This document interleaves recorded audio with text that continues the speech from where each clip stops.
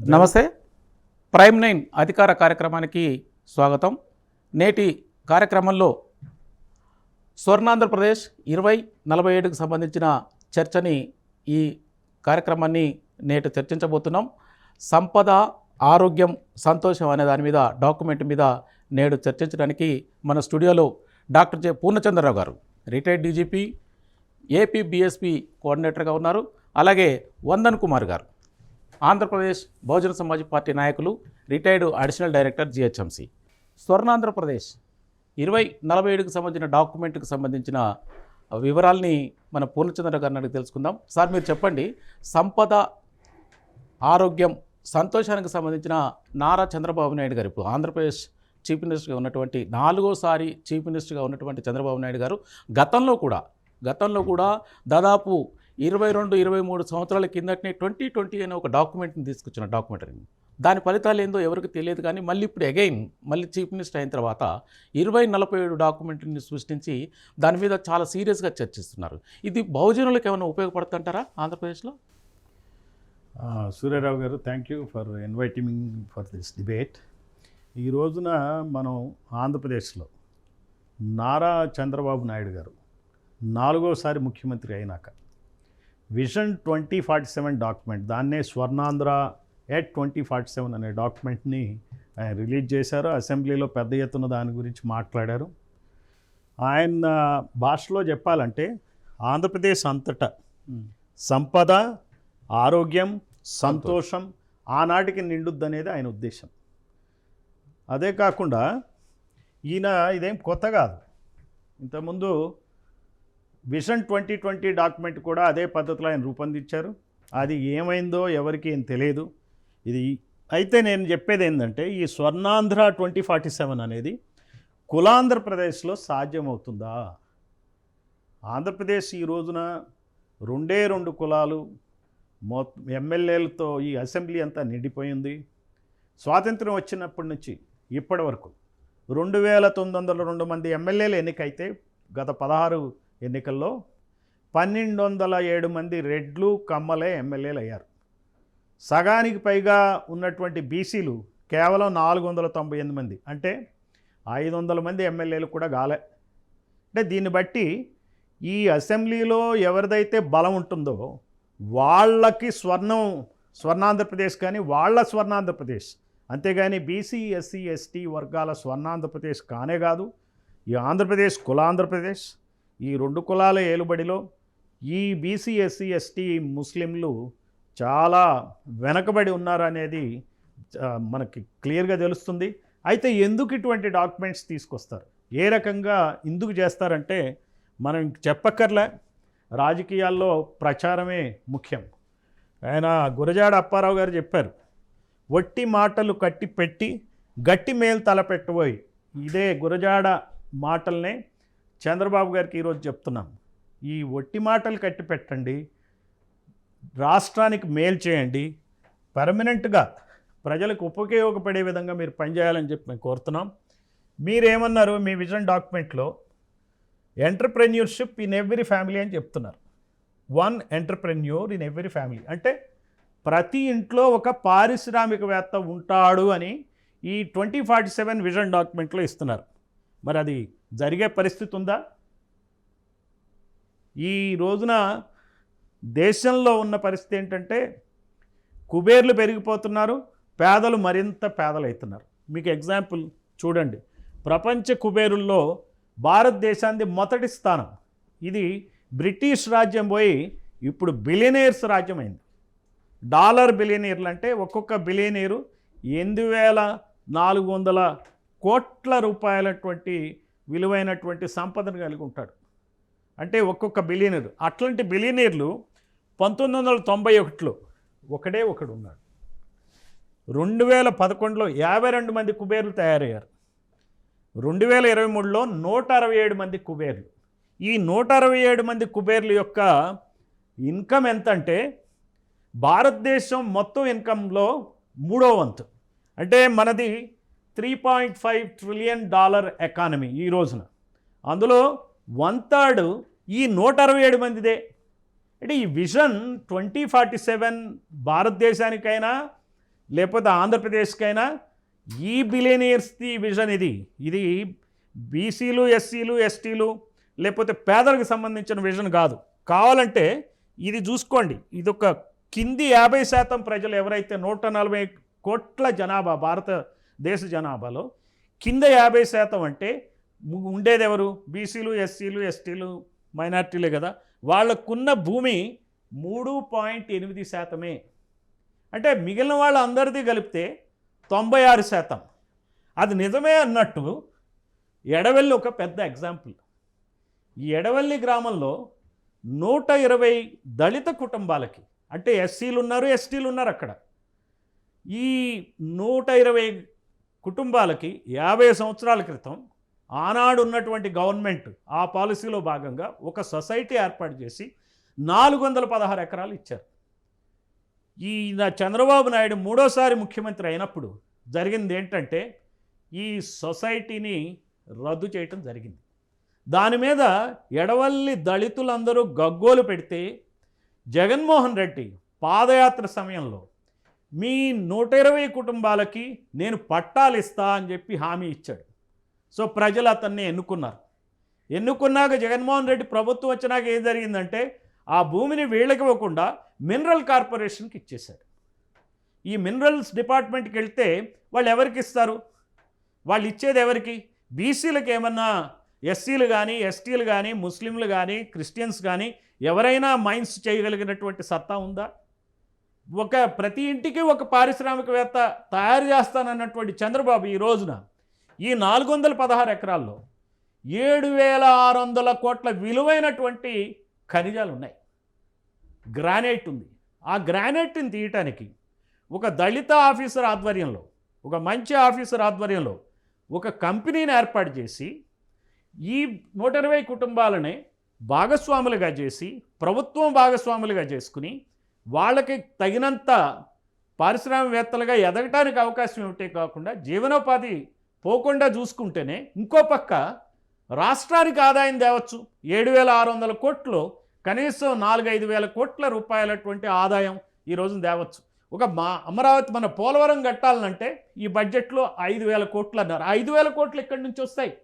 ఇప్పుడు అమరావతి రాజధాని బాగు చేయటానికి ఆ చంద్రబాబు ప్రభుత్వం 15,000 కోట్ల రూపాయలని సేకరించింది అప్పుల రూపంలో.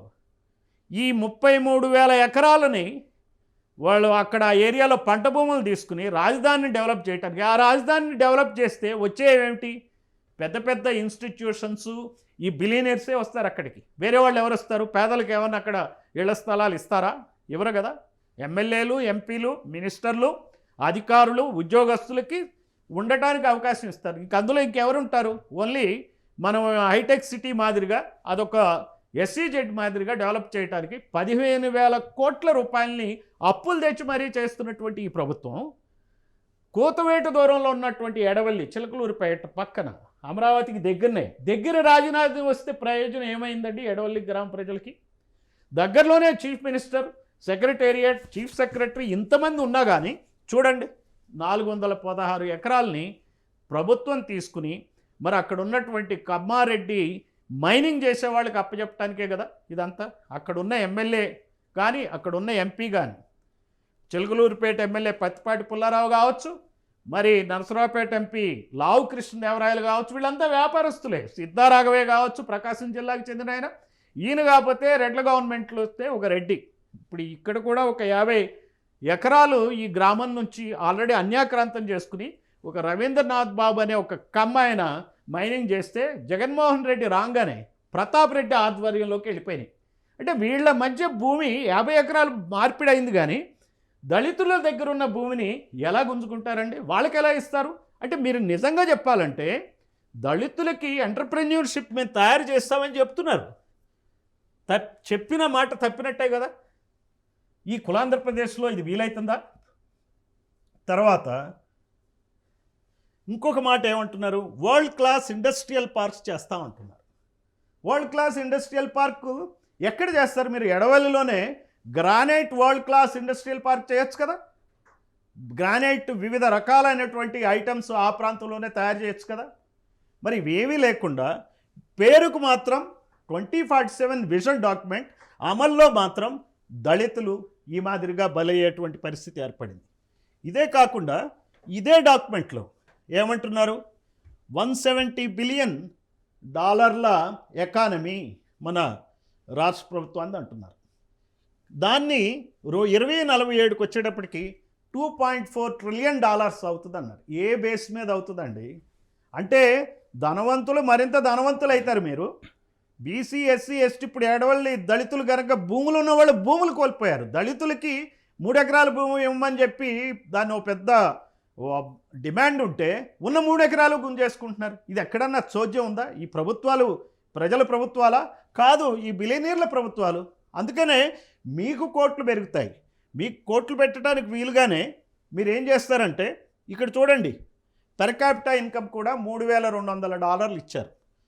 అది $42,000 అవుతుందంట. అంటే చూడండి ఎంత, ఇది మన ఈనాడులో కూడా ప్రముఖంగా వచ్చింది. $3,200 తలసరి ఆదాయం ఉంది, అది $42,000. దాన్ని చదవంగానే ప్రజల్లో ఏమవుతుందంటే సంతోషం, ఆనందం, అంత ఆరోగ్యం, సంపద వచ్చేస్తుందండి చదవంగానే. చూడండి, ప్రతి వ్యక్తికి $3,200 అంటే $2,70,000 ఆదాయం ఉందండి. ఒక ఎడవల్లిలో దళితులకు ఉందా? లేకపోతే ఎక్కడైనా కానీ ఏ గ్రామంలో అయినా బీసీలకి ఎస్సీలకి ఎస్టీలకి మైనారిటీలకి ఇంత ఆదాయం ఉందా? 2,70,000. ఒక స్టడీ ప్రకారం వరల్డ్ ఇన్ఈక్వాలిటీ రిపోర్ట్ 1961-2012 దాని ప్రకారం చేసింది ఏంటంటే, బీసీలకి ముస్లింలకి 21,000 ఆదాయం, ఎస్సీలకి తలసరి ఆదాయం 19,000, ఎస్టీలకి 16,000. ఇప్పుడు ఈయన చంద్రబాబు గారి డాక్యుమెంట్లో 2047 సంవత్సరానికి $42,000 ఆదాయం వస్తుందంటే 35 లక్షల రూపాయలు సంపాదిస్తారట. మీరు సంపాదిస్తారు, అక్కడ ఉన్న రవీంద్రనాథ్ బాబు సంపాదిస్తాడు, లేకపోతే పెమ్మసాని చంద్రశేఖర్ సంపాదిస్తాడు, లేకపోతే లావు కృష్ణదేవరాయలు సంపాదిస్తాడు, సిద్ధారాఘవయ్య సంపాదిస్తాడు, మీరందరూ సంపాదిస్తారు. కానీ ఇక్కడ ఉన్నటువంటి బీసీలు ఎస్సీలు ఎస్టీలు సంపాదించేటువంటి అవకాశం ఎక్కడుంది? మీరు చూడండి, national council of applied economic research ఆధ్వర్యంలో IHT సర్వే చేశారు 2011లో. ఇంతవరకు మన దేశంలో రిజర్వ్ బ్యాంకు అన్ని సర్వేలు చేస్తుంది, కానీ పెర్ క్యాపిటా ఇన్కమ్ ఏంటి అనేది చెప్తుంది. రీజియన్స్ వారీగా, స్టేట్స్ వారీగా చెప్తుంది, జిల్లాల వారీగా చెప్తుంది, దేశం మొత్తానికి చెప్తుంది. చాలా ఎకనామిక్ ఇండికేటర్స్ అన్నీ ఫాలో అవుతుంది. అది చాలా పెద్ద రిపోర్ట్, ఎవ్రీ ఇయర్ చేస్తుంది. చిత్రం ఏంటంటే, ఇక్కడ అర్బన్ ఏరియాస్ చేస్తారు, రూరల్ ఏరియాస్ కూడా చేస్తారు, కానీ కులాల వారీగా చేయరు. ఇప్పుడు వెనుకబడిన కులాలు ఏంటున్నాయి, ఎస్సీ ఎస్టీ బీసీ మైనారిటీలు కదా, వాళ్ళ కులాల వారీగా వాళ్ళు చేయరు. దానికోసం ఒక national council of applied economic research ఆధ్వర్యంలో, అది గవర్నమెంట్ సంస్థే, వాళ్ళు సర్వే చేశారు 2011లో. చిత్రం ఏంటంటే 2011 తర్వాత ఈ ప్రభుత్వం మరి ఏమైందో తెలియదు, బీజేపీ ప్రభుత్వం వచ్చినాక ఇట్లాంటి సర్వేలు బంద్ పెట్టారు. మనకున్న ఆధారం ఏంటంటే 2011 సర్వే. ఇందాక మీకు చెప్పినట్టుగా ఎస్టీలకి 16,000 మాత్రమే తలసరి ఆదాయం ఆ సర్వే ప్రకారం, ఎస్సీలకు 19,000, బీసీలకు 21,000, ముస్లింలకు 20,000. ఇందాక నేను రెండు కలిపి 21,000 కింద మీకు చెప్పాను నేను. అందరికీ ఇప్పుడు మనం 2,70,000 తలసరి ఆదాయం ఈ రోజునుంది. అయితే RBI 23-24 లెక్కలు బట్టి మనం ఈ 16,000ని క్యాలిక్యులేట్ చేస్తే ఈ ప్రైసెస్ 23-24 కల్లా వాళ్ళ ఆదాయం 56,000 వచ్చింది. ఎస్టీలది, ఎస్సీలది 66,000 వచ్చింది. తర్వాత బీసీలకి 73,000, తర్వాత ముస్లింలకి 70,000 వచ్చింది. అంటే మీరు చూడండి, బాబు లెక్కల ప్రకారం తలసరి ఆదాయం ఆంధ్రప్రదేశ్లో 2,70,000 అని చెప్పినట్లయితే ఎస్సీ ఎస్టీ బీసీలకి 56,000 నుంచి 70,000 లోపే, 73,000 లోపే ఉంది. అంటే దాదాపుగా 2 లక్షలు తక్కువ ఆదాయం ఉంది. ఈ డాక్యుమెంట్ ఎవరి కోసం? వీళ్ళ కోసం కదా, వీళ్ళే కదా మెజారిటీ పాపులేషన్, 85% ఉంది, ఎస్సీ ఎస్టీ బీసీ మైనారిటీలే కదా. వాళ్ళ డెవలప్మెంట్ కావాలా మీకు? బిలియనీర్స్ డెవలప్మెంట్ కావాలా? మీ డెవలప్మెంట్ కావాలా? ఇదే కనుక మనం చూసినట్టయితే దేశ స్థాయిలో ఈ రోజున అదానీ, అంబానీ, జిందాల్, వీళ్ళు ఇట్లాంటి కుబేరులు మన దగ్గర 167 మంది ఉన్నారు. ఆంధ్రప్రదేశ్ సంబంధించి 2-3 రెడ్లు, ఒక కమ్మ, ఒక రాజు, ఒక వైశ్య కమ్యూనిటీ నుంచి ఉన్నారు. సరే, పేర్లు చెప్తే మనకి ఎక్కువ టైం పడుతుంది కాబట్టి వాటి జోలికి పోవట్లేదు నేను. బీసీలు కానీ, ఎస్సీలు కానీ, ఎస్టీలు కానీ, ముస్లింలు ఎవరూ లేరనే దాన్ని ఈ రోజున మనం గమనించాలి. ఇది లేకపోవటం అంటే మేము కోట్లు కాలేదు, మాకు కోట్ల వేల కోట్లు లేవని మేము బాధపట్ల. ఇది ఒక ఇండికేటర్ అనమాట. ఎందుకు ఈ కులాలకే అంత సంపద చేకూరుతుందంటే ఈ కులాల వాళ్ళే అసెంబ్లీల్లో, పార్లమెంట్లో పెత్తనం చేస్తున్నారు కాబట్టి వాళ్ళకి ఇది చేరుతుంది అనేది చాలా నిర్వివాదాంశం. దాన్ని ఎవరిని అడిగినా సరే దానికి ఒక పెద్ద రీసెర్చ్ కూడా అక్కర్లా. అయితే వీళ్ళు ఏం చేస్తున్నారో చూడండి ఈ రోజున. ఇప్పుడు ఈయన వరల్డ్ క్లాస్ ఇండస్ట్రియల్ పార్క్ చేస్తా అన్నారు. మనకి వరల్డ్ క్లాస్ స్టీల్ ప్లాంట్ ఉంది, విశాఖ స్టీల్ ప్లాంట్. దళితుడైనటువంటి అమృతరావు ఆయన నిరాహార దీక్ష చేస్తే, అమరణ నిరాహార దీక్ష చేస్తే, ఆ రోజున ప్రభుత్వాన్ని అక్కడున్న ప్రజలందరూ మాకు కావాలని ఉద్యమాలు చేస్తే పోలీస్ కాల్పులు 32 మంది అమరులయ్యారు. తత్ఫలితంగా 1966లో ఈ Visakha steel plant world class steel ప్లాంటే పెట్టారు. అక్కడి నుంచి వివిధ దేశాల నుంచి ఇంజనీర్స్ వచ్చి పనిచేస్తూ ఉంటారు. సో ఈ వరల్డ్ క్లాస్ 27,000 ఎకరాల విస్తీర్ణంలో ఉంది ఈ ప్లాంట్. లాభాలు ఆర్జించింది. గవర్నమెంట్ చేసేటువంటి తప్పుడు నిర్ణయాల వలన, వాళ్ళు పై అధికారుల యొక్క తప్పుల వలన అది నష్టాల పాలైంది. సరైన సమయంలో సరైన నిర్ణయం తీసుకొని ఈ ప్రభుత్వాల వలన నష్టాలు వచ్చినాయి. ఈ నష్టాలు ఈ విశాఖ స్టీల్ ప్లాంట్ మీద అటు జిందాల్, ఇటు అదానీ కనుబడింది. అదానీ ఆల్రెడీ ఇప్పటికే విశాఖపట్నంలో, విశాఖ జిల్లాలో ఉన్నటువంటి గంగవరం పోర్టు కబళించేశాడు. జగన్మోహన్ రెడ్డి సీఎంగా ఉన్నప్పుడు 10% వాటా ఉన్నటువంటి గవర్నమెంట్ వాటాని కేవలం 600 కోట్ల రూపాయలకే అమ్మేశాడు. ఈ రోజున గంగవరం పోర్టులో అసలు ఎవరు లేదు, మనకు వాటాయే లేదు. యాక్చువల్గా 30 సంవత్సరాలకి, అంటే వచ్చే 10-15 సంవత్సరాల్లో ఆ పోర్టు ప్రభుత్వ పరం కావాలి. ఈ ప్రభుత్వ పరం కావాల్సిన పోర్టుని అదానీల పరం చేశాడు జగన్మోహన్ రెడ్డి. ఇదే కాదు, కృష్ణపట్నం పోర్టు కూడా అదానీల పరం చేశాడు. ఈ ప్రభుత్వం కూడా రామాయంపట్నం పోర్ట్ని, ఒంగోలు జిల్లాలో ఉన్నదాన్ని కూడా అదానీ పరం చేయడానికి కూడా చేయొచ్చు అనేటువంటి వార్తలు కూడా వస్తూ ఉన్నాయి. ఈ రోజున గంగవరం పోర్టులో విశాఖ జిల్లాలో అదానీ పరం అయినాక అక్కడ ఉన్నటువంటి లోకల్ ఎంప్లాయీస్ అందరినీ తీశారు. ఈ రోజున ఆంధ్రప్రదేశ్కు సంబంధించినటువంటి వర్కర్స్ ఎవరు ఉండరు. 2,000 ఎకరాల స్థలం అతని అన్యాక్రాంతమైంది. కేవలం 6,000 కోట్ల రూపాయలకే అది ఇవ్వటం జరిగింది. ఒక ప్రభుత్వాధినేత ప్రజల శ్రేయస్సు దృష్టిలో పెట్టుకోకపోవడం వల్ల, తన సొంత లాభాన్నే చూసుకోవడం వల్ల ఒక పరిశ్రమ, ఒక పోర్ట్, ప్రభుత్వ పోర్టు వాళ్ళ చేతికి వెళ్ళిపోయింది. అలానే 27,000 ఎకరాలు ఉన్నటువంటి స్టీల్ ప్లాంట్ని కూడా కేవలం 20,000 కోట్ల రూపాయల అప్పు ఉందని చెప్పి దాన్ని అదానీలకి, జిందాల్కి అమ్ముతున్నారు. ఈ అదానీ జిందాల్ సంగతి చూస్తే మనం చూడాలి. ఈ సావిత్రి జిందాల్, మన సజ్జన్ జిందాల్ తల్లి, ఆ కుటుంబంలో ఒక బీజేపీ ఎంపీ కూడా ఉన్నాడు, ఆయన బ్రదరు సజ్జన్ జిందాల్. వీళ్ళకి దాదాపుగా 3.65 lakh crores సంపద ఉంది. అంటే దాదాపుగా 4 లక్షల కోట్ల సంపద. అదే అదానీకైతే 10 లక్షల కోట్ల సంపద ఉంది. ఈరోజు ఆంధ్రజ్యోతిలో కూడా రంగనాయకమ్మ గారు రాశారు, వీళ్ళకి ఎలా లంచాలు ఇస్తున్నారు కాదు, వీళ్ళకి ఎలా లాభాలు వస్తాయో చూడండి అని. ఆ ఎలా లాభాలు వస్తాయో చూడాలంటే విశాఖ స్టీల్ ప్లాంట్ని స్టడీ చేస్తే సరిపోతుంది. ఇప్పుడు ఈ జిందాల్ యొక్క గొప్పతనం ఏంటంటే, కాదంబరి జత్వానీ కేసు అని చాలా పాపులర్, మీరు వినుంటారు.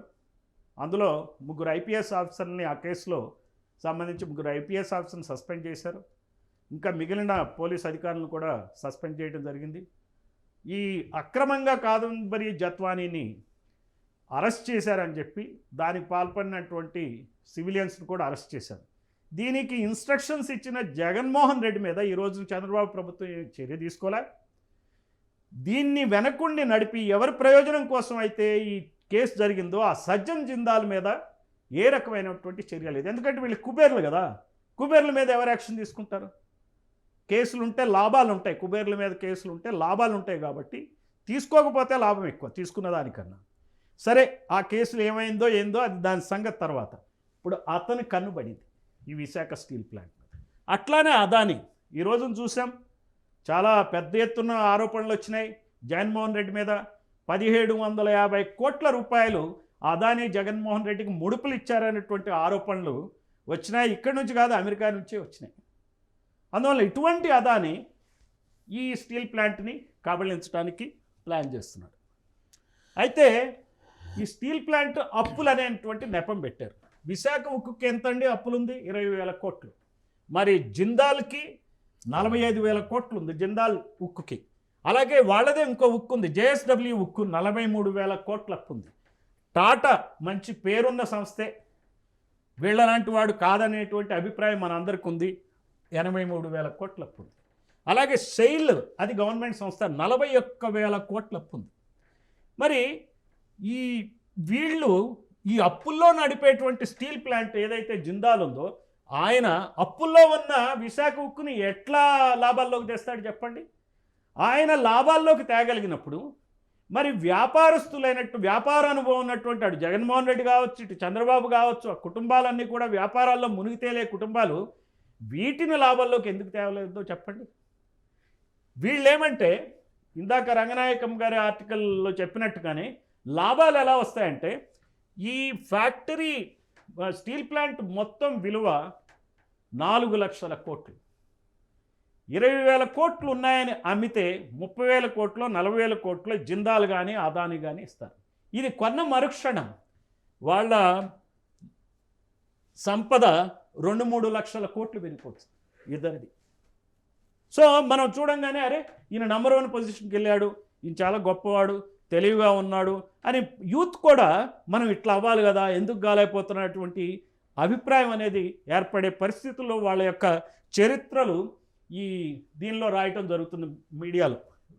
అయితే విశాఖ స్టీల్ ప్లాంట్ అప్పులకి వెనక్కి తిరిగి వస్తే, భారతదేశ ప్రభుత్వం గత 10 ఏళ్లలో మోడీ ప్రైమ్ మినిస్టర్ అయినాక 1,405 లక్షల కోట్ల అప్పుల్ని 5 లక్షల కోట్ల అప్పుల్ని మాఫీ చేశారు పెద్ద పెద్ద పారిశ్రామికవేత్తలకి. ఇదే స్టీల్ ప్లాంట్కి వచ్చేటప్పటికి 45,000 కోట్ల అప్పుల్ని మాఫీ చేశారు. భూషణ్ స్టీల్స్, అది జిందాల్కి సంబంధం ఉన్న స్టీలే, వాళ్ళే కొనుక్కున్నారు.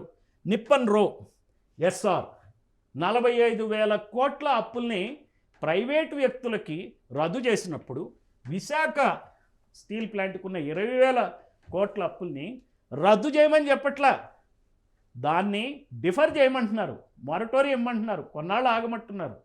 ఉచిత విద్యుత్ ఇస్తున్నటువంటి రాష్ట్ర ప్రభుత్వాన్ని ప్రతి సంవత్సరం 100 కోట్ల ప్రతి నెల 100 కోట్ల ఖర్చు అవుతుంది విద్యుత్కి, దాన్ని డిఫర్ చేయమంటున్నారు, అంటే తర్వాత తీసుకోమంటున్నారు.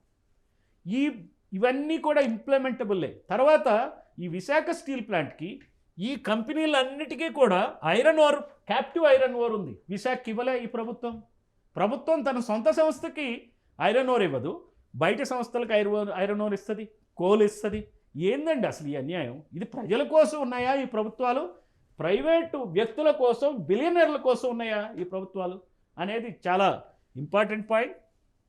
నేను అనేది ఏంటంటే, ఈ రకంగా ప్రభుత్వాలు నడుస్తున్నాయి కాబట్టి ఈ రోజున స్వర్ణాంధ్ర 2047 విజన్ డాక్యుమెంట్ కనుక మనం చూసుకున్నట్టయితే, మనం వెనక్కిపోతే జన్మభూమి పథకం ఈయన చంద్రబాబు గారు పెట్టింది ఏమైంది? లేకపోతే శ్రమదానం ఏమైంది?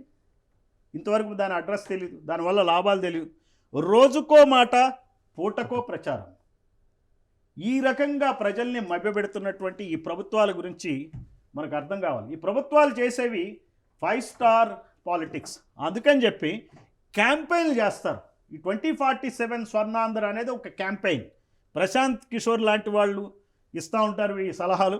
అలానే వీళ్ళు తీసుకునే నినాదాలు ప్రజల్ని మభ్యపెట్టడానికి అభివృద్ధి అని, సంక్షేమం అని, లేకపోతే మతం అని, ప్రాంతీయవాద నినాదాలతో ప్రజల్ని మోసపుచ్చేటువంటి పొలిటీషియన్స్ ఉన్నారు. వీళ్ళకు వత్తాసుగా పార్టీలకు, ఛానల్స్, పత్రికలు, సోషల్ మీడియా ఈ రకంగా ప్రజల్ని ఈ 5 స్టార్ పాలిటిక్స్లో మోసం చేసేటువంటి ప్రక్రియలో భాగంగానే ఈ రోజున చంద్రబాబు ప్రభుత్వం స్వర్ణాంధ్ర 2047 విజన్ డాక్యుమెంట్ తెచ్చిందని ఖచ్చితంగా చెప్పొచ్చు. Okay okay thank you Purnachandra గారు. ఇప్పుడు మరో గెస్ట్ వందన్ కుమార్ గారు మీరు చెప్పండి. ఇప్పటివరకు పూర్ణచంద్ర గారు చెప్పినట్టు 4వసారి ముఖ్యమంత్రి చంద్రబాబు నాయుడు గారు అయిన తర్వాత 2047 విజన్ డాక్యుమెంటరీ తీసుకొస్తున్నాడు. అంతకుముందు గతంలో సెకండ్ టైం చీఫ్ మినిస్టర్ అయినప్పుడు 2020 తీసుకొచ్చినాడు. అది ఏమైందో కూడా జనాలకు తెలియదు, ఎవరికి తెలియదు, ఇంటలెక్చువల్ మేధావులకు కూడా తెలియదు అదేమైందో. మళ్ళీ అగైన్ ఇప్పుడు 4వసారి ముఖ్యమంత్రి అయినప్పుడు 2047 డాక్యుమెంట్ మీద ఇప్పటిదాకా పూర్ణచంద్ర గారు చాలా ఎక్స్ప్లెయిన్ చేసి చెప్పినారు. మీరేమంటారు ఆ విషయంలో, ఈ 2047 డాక్యుమెంటరీ విషయంలో?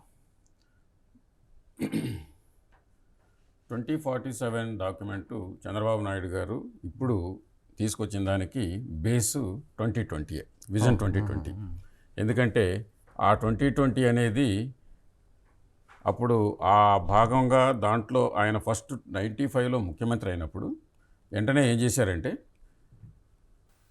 ప్రజలని ఎన్టీఆర్ యొక్క మేనియా నుంచి బయటపడేందుకు ఆయన తక్షణమే ఏం చేశారంటే ప్రజల వద్దకు పాలన అనే ఒక కార్యక్రమాన్ని ప్రారంభించాడు ముందుగా. ఆ తర్వాత దాంట్లోనే శ్రమదాన కార్యక్రమాన్ని ఇంక్లూడ్ చేశాడు. తర్వాత దాన్ని ఏం చేశాడు, జన్మభూమి కార్యక్రమం కింద మార్చాడు. ఈ కార్యక్రమాలన్నింటినీ బేస్ చేసుకొని వీటినన్నింటినీ క్రోడీకరిస్తూ ఆయన ఏం చేశాడు, ప్రజలు ఇంకొంచెం ముందుగా ఆలోచించడం కోసం అనే పేరు మీద విజన్ 2020 అని, అంటే నేను ఇప్పుడు ఏం చేయట్లేదు 20 సంవత్సరాల్లో ఏదో చేస్తాను కాబట్టి మీరందరూ 20 ఇయర్స్లో మీరు చాలా పెద్దవాళ్ళు అయిపోతారు మనం అంతా. అంటే ఆయన కొన్ని టెక్నికల్ నాలెడ్జ్ ఉంటుంది, ఆయన కొంత టెక్నికల్ పదాలు వాడుకుంటాడు ఆయన. ఇది కన్సల్టెంట్ల ద్వారా, ఆయన చుట్టూ ఉన్నటువంటి కన్సల్టెంట్స్ ఉంటారు ఎక్కువగా, లేకపోతే ఆయన చుట్టూ ఉన్నటువంటి సలహాదారులు కావచ్చు, లేకపోతే ఇంకెవరైనా కావచ్చు, వాళ్ళ ద్వారా కొన్ని టెక్నికల్ పదాలు వాడుకొని విజన్ 2020 అని ఒక డాక్యుమెంట్ని తయారు చేశాడు. మొత్తం 2 రాష్ట్రాలు, అంటే అప్పుడు ఉమ్మడి రాష్ట్రం నుంచి అందరూ ఆఫీసర్లందరినీ పిలిచి దాన్ని రిలీజ్ చేయడం జరిగింది. సో దానికి అప్పుడు ఏకే పరీదా గారు లాంటి వాళ్ళు మానిటర్ చేయటం, ఈ జన్మభూమి పథకాన్ని ఇలా చేయడం జరిగింది. సో నేను అప్పుడు డైరెక్ట్గా ఆఫీసర్గా ఉన్నాను కాబట్టి నాకున్న అనుభవాన్ని చెప్తాను. ఈ జన్మభూమి అనే పదం చేసినప్పుడు ఆయన ఏం చేశాడంటే ఆఫీసర్ల మీద విపరీతమైన ప్రెషర్ ఉండేది. ఆఫీసర్ల మీద ఏది వారానికి ఒక ప్రోగ్రాం, అంటే సంవత్సరంలో 4 ప్రోగ్రాం చేసేవాళ్ళు. సంవత్సరం అంటే 3 నెలలకు ఒక ప్రోగ్రాం చొప్పున చేస్తూ పోయారు ఆయన. ఈ 3 నెలలకు ఒక ప్రోగ్రాం ఎలా ఉండేదంటే అది ఒక్కొక్క కార్యక్రమానికి ఒక్కొక్క పేరు పెట్టడం జరిగింది. ఉదాహరణకి ఈ 3 నెలల్లో చేసే ప్రోగ్రాం జన్మభూమికి హాస్పిటల్ని డెవలప్మెంట్ చేయాలని దానికి ఒక ప్రోగ్రాం పెడతాడు. అలాగే ఇంకొక, అంటే ఇవన్నీ చాలా మంచిగా ఉంటాయి చూడటానికి, చాలా చాలా ప్రోగ్రెసివ్గా అనిపిస్తాయి అన్నమాట. అలాగే బాల కార్మికుల్ని ఫ్యాక్టరీల నుంచి వాళ్ళలో పని చేయకుండా బాల కార్మికుల యొక్క వాళ్ళ యొక్క పరిస్థితికి మనం విభిన్నంగా పనిచేయాలి, వాళ్ళంతా ఐడెంటిఫై చేయాలి. కాబట్టి దాని నుంచి మనం విముక్తి చేయడం కోసం అదొక ప్రోగ్రాం తీసుకుంటారు.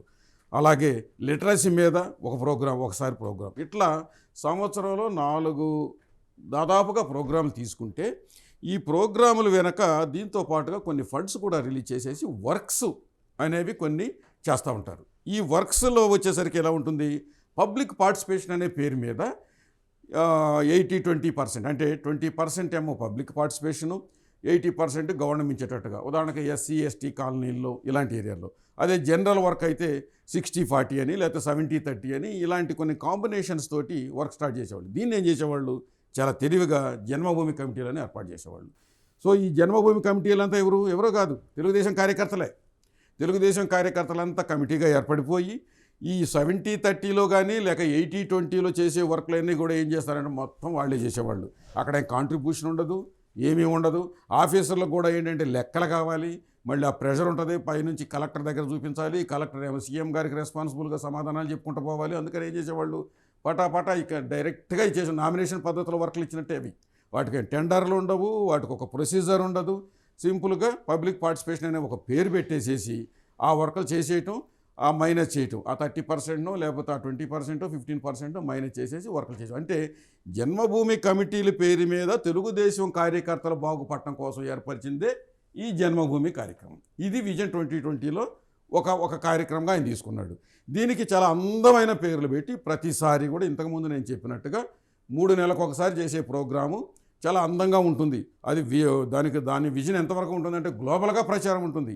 చంద్రబాబు గారికి ఉన్నటువంటి తెలివితేటలతోటి, లేకపోతే ఆయనకు ఉన్నటువంటి కమ్యూనిటీ బ్యాక్గ్రౌండ్ తోటి యుఎన్ఓలో ఉన్నటువంటి 194 దేశాలలో దాదాపుగా 100 దేశాలకు పైగా ఈయన మనుషులు ఉన్నారు.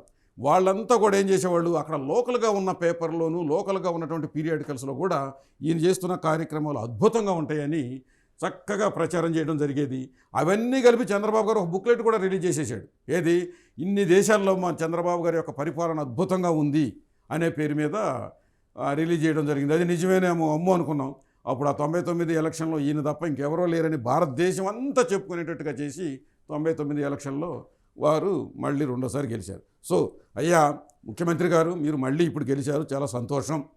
మీరు ఈ జన్మభూమి కార్యక్రమం పేరు మీద పెడతారో లేకపోతే మళ్ళీ ఏదైనా కొత్త కార్యక్రమాన్ని తీసుకుంటారో మాకైతే తెలియదు. కానీ మేము ఈసారి ఏమడుగుతున్నామంటే, మీరు చాలా యాక్టివ్గా ఉన్నారు, ప్రజలకు ఏదో చేస్తాము, మళ్ళీ ఈ 47 అనేది కొత్తగా క్రియేట్ చేశారు స్వర్ణాంధ్ర పేరు మీద. ఈ 47 వరకు మరి ఎవరు ఉంటామో, అప్పుడు రాజు ఎవరు, ప్రజలు ఎవరు, ఎలా ఉంటారో ఎవరో మాకేం తెలియదు. కాబట్టి మేమేం అడుగుతున్నామంటే, మళ్ళీ మీరు పెట్టే కార్యక్రమాల్లో మేము అడిగేది ఒకటే. ఏమడుగుతున్నాం, మనకి ప్రభుత్వంలో అందరికీ సంబంధించినటువంటిది, మొత్తం ప్రభుత్వం అంటే ప్రజలందరిది. ఇవాళ ఆంధ్రప్రదేశ్లో దాదాపుగా 5.5 కోట్ల మంది జనాభా ఉన్నారు. భారతదేశంలో 140 కోట్ల మంది ఉన్నారు. సరే, మనకు అది వద్దు. ఈ 5.5 కోట్లకు సంబంధించినటువంటి మొత్తం భూమి మందే కదా, ప్రభుత్వందే కదా. దీంట్లో 2-3 రకాల భూములు ఉన్నాయి. ఒకటి, పారిశ్రామికవేత్తలకు ఇచ్చినటువంటి భూమి ఉంది ఖాళీగా చాలా చోట్ల. 2, ఎండోమెంటు పేరు మీద అంటే దేవాదాయ శాఖ కింద ఉన్నటువంటి భూములు ఉన్నాయి. అలాగే 3, ఇతర ప్రభుత్వ భూములు, బంజరు భూములని, రకరకాల భూములన్నీ చాలా ఉన్నాయి. ఇవన్నీ మీరు ఏం చేస్తారంటే, మీరు చెప్పే బడుగు బలహీన వర్గాలు, లేకపోతే గతంలో ఆయన చెప్పినాడు, ఆయన అయితే పాట పాడేటోడు, నా ఎస్సీలు, నా ఎస్టీలు, నా బీసీలు, నా మైనార్టీలను పాట పాడేటోడు. మీరు సింపుల్గా బడుగు బలహీన వర్గాలని ఇందిరాగాంధీ దగ్గర నుంచి మాకు పేరు పెట్టేసినారు. మేము బడుగులము బలహీన వర్గాల తర్వాత విషయం. కానీ మాకు కావాల్సింది మాత్రం ఈ భూములన్నీ కూడా ఈసారి మీరు పెట్టే కార్యక్రమాల్లో లెక్కలు తీయించండి ఆఫీసర్లతోటి. ఎంత భూమి ఉంది మొత్తం మన రాష్ట్రంలో, ఎన్ని హెక్టార్లు లేక ఎకరాల భూమి ఉంది, ఈ భూమిలో ఎంత ఆక్రమణలో ఉంది, ఆక్రమించుకున్న కులాలు ఎవరు, ఈ లెక్కలు తీయించండి. జన్మభూమి కార్యక్రమం పెడితే దాంట్లో, లేకపోతే మళ్ళీ శ్రమదాన కార్యక్రమం, లేకపోతే మళ్ళీ ప్రజల వద్దకు పాలు, ఏదో మొత్తానికి అలాంటిది ఏదో మీరు పెడతారు. ఖచ్చితంగా మళ్ళీ ఆఫీసర్లని సమాయత్తం చేస్తారు. ఆఫీసర్లని మీరు ఖాళీగా ఉంచరు, ఎందుకంటే మేము చూసాం కాబట్టి. ఆఫీసర్లతో పరిగెత్తించి పనిచేసే లక్షణం మీకుంది, చాలా సంతోషం. మేము కూడా చాలా హ్యాపీగా పనిచేసాం ఆ రోజుల్లో. ఇప్పుడు కూడా మేమేం అడుగుతున్నాం, మీరందరూ కూడా మీరు ఎప్పుడు పాలిటిక్స్లో విన్ అయినా కానీ, లేక ప్రతిపక్షంలో ఉన్నా కానీ, మీరు కానీ గత ముఖ్యమంత్రి జగన్మోహన్ రెడ్డి కానీ అచ్చంగా ప్రజల కోసమే బతుకుతున్నట్టుగా మాటలు చెప్తూ ఉంటారు. ఆ ప్రజలంటే మేమే. 85% ప్రజలు, 85 నుంచి 90% మంది ప్రజలు మేమే ఉన్నాం. ఎస్సీలమి, ఎస్టీలమి, బీసీలమి, మైనార్టీలమి. మరి మా కోసం మేము అడిగే చిన్న పనులు ఇవన్నీ. ఆఫీసర్ల ద్వారా ఈ ఎన్ని ఎకరాల భూమి ఉంది, ఎంత ఆక్రమణలో ఎంత ఉంది. ఉదాహరణకి మా నోటీస్కి ఎలా వస్తుంది, ఒక మెయిన్ రోడ్లో 1 ఎకరం కొంటారు, మీ కులపోళ్ళు లేకపోతే రెడ్డి గారు లేకపోతే ఇంకొక మీ చౌదరి గారు కొంటారు. 2 ఎకరాలు కొనటం, దాని వెనకున్న 100 ఎకరాలు ఆక్రమించుకుంటున్నారు. ఇది మరి మాకు తెలియదు. మా వాళ్ళు అమాయకులు, మా చదువులు అంతంత మాత్రమే. మీరు ఇవన్నీ బయట పెట్టండి. మేము కూడా గొప్పవాళ్ళని మేము కూడా ఎక్కడో గ్లోబల్లో వాళ్ళు పోగొట్టం కాదు, మేమే చెప్పుకుంటాం, గొప్పగా చెప్పుకుంటాము. అలాగే ఇంకొక విషయం ఉంది, ఒక భూమే కాకుండా మున్సిపాలిటీల్లో లేఅవుట్ల పేరు మీద ఖాళీ స్థలాలు ఉంటాయి. గతంలో ఒకసారి నాలాంటి ఆఫీసర్ ఎవరో ఒకళ్ళు కొంచెం దీని మీద డిస్కస్ చేయబట్టి ఏం జరిగిందంటే, ఒక ఎంక్వైరీ చేసేసి 3900 పైగా లేఅవుట్లో ఉన్నటువంటి ఖాళీ స్థలాలు ఉన్నాయని ఆనాడు ఒక చిన్న రిపోర్ట్ తయారు చేసింది ప్రభుత్వం. అదేమైందో ఒకసారి బయటికి తీయండి. ఈ 3900ఏనా, లేకపోతే ఇంకా ఎన్ని వేల ప్లాట్లు, ఎన్ని వేల ఎకరాలు మున్సిపాలిటీల్లోనూ పంచాయతీల్లో ఉందో మీ కమిటీల ద్వారా మీరు చేయబోయే ఈ 2047 ప్రోగ్రాం ద్వారా లెక్కలు తీయండి. ఎవరెవరు మా నోటీస్కి వచ్చినవి ఏంటంటే, పత్తి మిల్లులు, మున్సిపాలిటీ లేఅవుట్లలో పత్తి మిల్లులు పెట్టినారు, అలాగే సినిమా హాళ్ళు కట్టినారు, పెట్రోల్ బంకులు పెట్టుకున్నారు, అలాగే వాళ్ళకు సంబంధించినటువంటి సొంత ఫ్యాక్టరీలు ఆక్రమించేసి ఈ భూములను ఆక్రమించి పెట్టుకున్నారు. ఇంకా ఇవేనా, ఫంక్షన్ హాళ్ళు, తర్వాత ఇళ్ళు కట్టుకున్నారు. ఇట్లా రకరకాల పద్ధతుల్లో మున్సిపాలిటీలు వేల కోట్లు, కోటాను కోట్ల రూపాయల ఆస్తుల్ని ఆక్రమించుకొని కట్టుకున్నారు. వాటికి లెక్కలు తీయండి సార్, లెక్కలు తీసి అవి మొత్తం బయట పెట్టండి. మీరు మీ మధ్య జీవోలు రిలీజ్ చేశారు కదా, ఏది వైట్ పేపర్ పేరు మీద మన జగన్మోహన్ రెడ్డి చేసినటువంటి అక్రమాలు, చేసిన అప్పులు, లేకపోతే రకరకాలుగా చేశారు కదా, అవన్నీ మీరు బయటికి తీయండి. ఇదే పద్ధతులు ఇప్పుడు మేము అడిగాయి కూడా ఈ భూములు బయటికి తీయండి. అలాగే పంచాయతీల్లో ఈ మధ్య ఏం జరిగింది, పార్కుల పేరు మీద భూములు లాగేసుకున్నారు. చిత్రం ఏంటో సార్, మీకు తెలుసో లేదో, ఈ పార్కుల పేరు మీద భూములు ఎక్కడ లాక్కున్నారు తెలిసిన, కేవలం ఎస్సీలు బీసీల కాలనీల్లో ఉన్న స్థలాలు లాగేసుకున్నారు. మరి అగ్రకులాల స్థలం వాళ్ళ కాలనీల్లో వాళ్ళ ఏరియాలో ఉన్న స్థలాలు లాక్కోలేదు. చాలా విచిత్రంగా ఉంది పార్కుల పేరు మీద. అంటే హరితమంతా కూడా వీళ్ళకేనా, వాళ్ళకి అవసరం లేదా? అంటే ఎక్కడ ఈ నోరు లేనోడు ఎక్కడుంటే వాడినే నాశనం చేయాలి, వాడినే బాధాలి, వాడినే చంపేయాలి అనే ఒక ఏంటి పాలసీ? కొంచెం మీరు చాలా మంచిగా మాట్లాడుతున్నారు, మొత్తం ప్రజలకు అన్నీ చేసి పెట్టే పరిస్థితిలో మీరున్నారు. దయచేసి పంచాయతీల్లో ఉన్న పార్కుల పేరు మీద కానీ లేకపోతే ఇంకో పేరు మీద కానీ ఉన్నటువంటి భూముల లెక్కలు కూడా బయటికి తీయండి, ఏది లేఅవుట్లు లేకుండా ఆక్రమించుకున్నవి. అలాగే ఈ మధ్య తెలంగాణలో మీరు తెలంగాణ ఎక్సైజ్ పాలసీని స్టడీ చేయించారు, సంతోషం, మేము కూడా చాలా హ్యాపీ ఫీల్ అయ్యాం. ఎందుకంటే కాస్తో కోస్తో తెలంగాణలో ఎందుకైనా మంచిదనే ఉద్దేశంతో ఏం చేశారంటే ఇక్కడ ఉన్నటువంటి గౌడ్ కమ్యూనిటీకి అలాగే ఎస్సీ కమ్యూనిటీకి రిజర్వేషన్లు ఇచ్చినారు.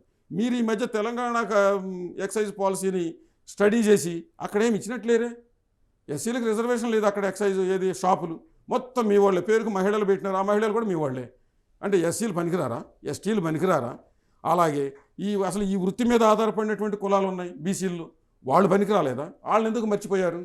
అలాగే కాంట్రాక్టర్లు ఎప్పటి నుంచో ఉంది, మేము ఆఫీసర్లు అయినప్పటి నుంచి చూస్తున్నాం. కాంట్రాక్టులకి వడ్డేర కమ్యూనిటీకి వడ్డేర సొసైటీ పేరు మీద కాంట్రాక్టులు ఇవ్వాలి. అది కూడా లెక్కలు తీయండి. ఈ వడ్డేర కమ్యూనిటీకి ఎన్ని కాంట్రాక్టులు ఇచ్చారు, ఎన్ని కోట్ల రూపాయల కాంట్రాక్టులు ఇచ్చారు, లెక్కలు తీయండి. అలాగే ఎస్సీ సొసైటీలకి ఎన్ని కోట్లు ఇచ్చారు? అసలు కాంట్రాక్టులు అనేవి వీళ్ళకి తెలుసా, ఉన్నాయన్న సంగతి? కాంట్రాక్ట్ ఎక్కడైనా చేశారా, వీళ్ళు ఎక్కడైనా సంపాదించుకున్నారా కాంట్రాక్టుల పేరు మీద? సార్, చివరికి ఎస్సీ పేరు మీద ఇచ్చే కాంట్రాక్టులు మీరే లాగేసుకుంటున్నారు, వడ్డేర సొసైటీ పేరు మీద ఇచ్చే కాంట్రాక్టులు మీరే లాగేసుకున్నారు. ఇంకా ఆ చట్టాలు ఎందుకు, ఆ రాజ్యాంగం ఎందుకు, ఆ జీవోలు ఎందుకు? ఇంత దుర్మార్గమా? మరి కాంట్రాక్టులు అలాగే ఉన్నాయి. ఏ విషయాన్ని తీసుకున్నా ఈ దేశంలో లేక మన రాష్ట్రాల్లో ఇంత దోపిడీ ప్రభుత్వమే చేస్తుంది. ప్రభుత్వం అంటే ప్రభుత్వంలో ఉన్నటువంటి కులాలు, ఈ 2 కులాలు మాత్రమే ఈ రకంగా చేస్తున్నాయి. ఇవన్నీ మీరు భవిష్యత్తులో చేయబోయే ఈ స్వర్ణాంధ్ర 47లో మొత్తం బయటపెడితే బ్రహ్మాండంగా మేము కూడా మీరు చేసిన గొప్పతనాన్ని ప్రపంచమే కాదు మేము కూడా అంగీకరించడానికి అవకాశం ఉంటుంది. Thank you. జై భీమ్, జై భారత్. సార్ పూర్ణచంద్ర గారు, ఫైనల్గా మీరు మాట్లాడండి. ఇప్పుడు ఇందులో ఇందాక వందన్ కుమార్ గారు చెప్పింది కానీ నేను చెప్పేది కానీ ఒకటే విషయం అండి. ఇందులో ఇంపార్టెంట్ పాయింట్, ఈ ప్రభుత్వం చేయాల్సింది ఏంటంటే జనాభా దామాషా పద్ధతిలో భూముల్లో వాటా కావాలి, గనుల్లో వాటా కావాలి, అలానే ఇసుక రీచుల్లో వాటా కావాలి. అన్నిట్లో జనాభా దామాషా పద్ధతిలో మీరు గనక వాటాలు ఇచ్చినట్లయితే ఈ ప్రభుత్వం అందరి తలసరి ఆదాయం పెరుగుతుంది. మీ తలసరి ఆదాయం మీకే గనులు కాబట్టి, మీకే మైన్స్ కాబట్టి, మీరే తీసుకుంటున్నారు కాబట్టి మీ సంపద పెరుగుతుంది. ఎడవల్లి గ్రామ దళితుల యొక్క ఎస్సీ ఎస్టీ ప్రజల యొక్క తలసరి ఆదాయం ఇప్పుడు తగ్గింది. పెరగాలంటే జనాభా దామాషా పద్ధతులు, అటు కాంట్రాక్టులు కావచ్చు, లిక్కర్ షాపులు కావచ్చు, జనాభా దామాషా పద్ధతులు ఇవ్వండి, కులగణన చేపట్టండి, ప్రజల యొక్క ఆర్థిక అభివృద్ధిని అంచనా వేసి ఖచ్చితంగా మీరు ప్రజల్ని మీ 2047 స్వర్ణాంధ్ర అప్పుడే సాధ్యమవుతుందని చెప్పి ఈ సందర్భంగా నేను తెలియజేస్తూ సెలవు తీసుకున్నాను. Thank you. ఈ కార్యక్రమంలో పార్టిసిపేట్ చేసినటువంటి జె పూర్ణచంద్రరావు గారికి అలాగే వందన్ కుమార్ గారికి కృతజ్ఞతలు. Thank you.